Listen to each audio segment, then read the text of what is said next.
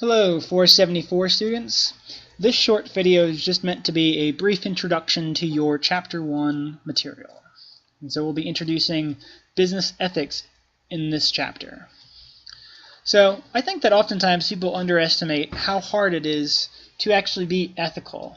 And the reason for this is that it is not always clear what is right and what is wrong. So for example, most of us want to behave ethically. Unfortunately, though, it is not just a question of recognizing what is ethical and then doing it. Sometimes you have to actually recognize which option is actually the ethical one. And then you have to deal with the actual process of implementing what the ethical decision is and sticking with it in the face of pressure and temptation and other sorts of environmental influences. So why do we care about ethics? Well, we could look at some of the negative or adverse things that might happen to our company or ourselves as a result of unethical behavior. So we could harm our business financially, we could risk going to jail, we could hurt our reputation as a business, and we could ultimately have some downsides. On the other side of the issue, though, we may actually have some very beneficial things happen as a result of behaving ethically. And I think sometimes that is something else that some people forget when they talk about ethics. Oftentimes there's a focus on the negative side. What are the unethical behaviors that businesses are engaging in, that individuals within businesses are engaging in, and a lack of attention paid to some of the great and wonderful things that businesses and individuals do within a business context to encourage ethical behaviors that actually have very positive organizational outcomes. So when we talk about ethics, what are we talking about? Well, specifically, we're talking about how we should live our lives. Okay, so this is how we might distinguish ethics from other disciplines such as sociology or, say, psychology, where we're observing what people do, in fact, do in their lives. In ethics, we're talking about how people should be behaving. Okay, and we can look at this from a high level, and we could say, how should we as individuals be living? How should I live my life? How should I act? What should I do? Okay, and your book will refer to this as morality or also personal integrity.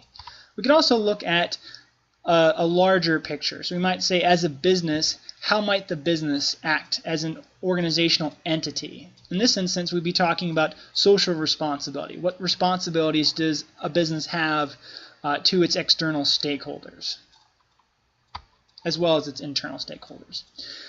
In this course, we'll apply our ethical theories, so we'll spend most of the time talking about utilitarianism, but we'll also talk quite a bit about deontology and values-based ethics, and we'll talk about how these ethical theories can be used to help us promote good behaviors within a work context.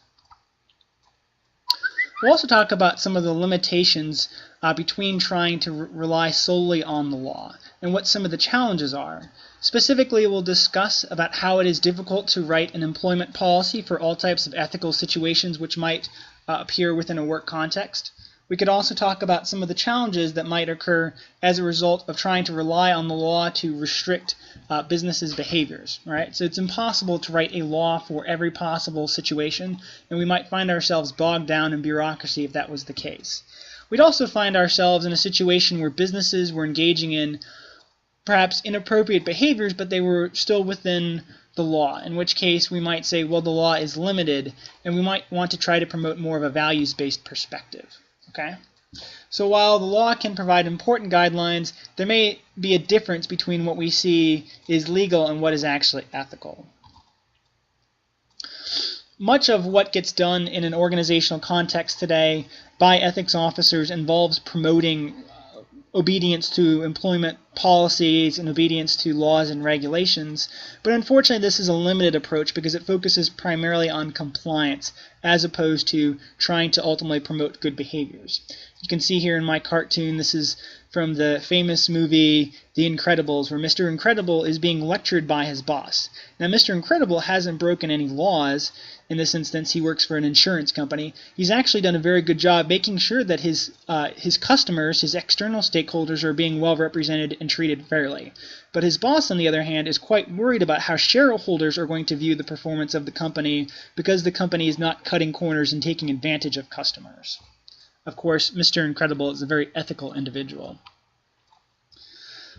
So ultimately, we'd say that obedience to the law is insufficient to fulfill one's ethical duties, And we'd also have to consider, is the law itself actually ethical? And we'll have several conversations throughout this semester where we discuss that.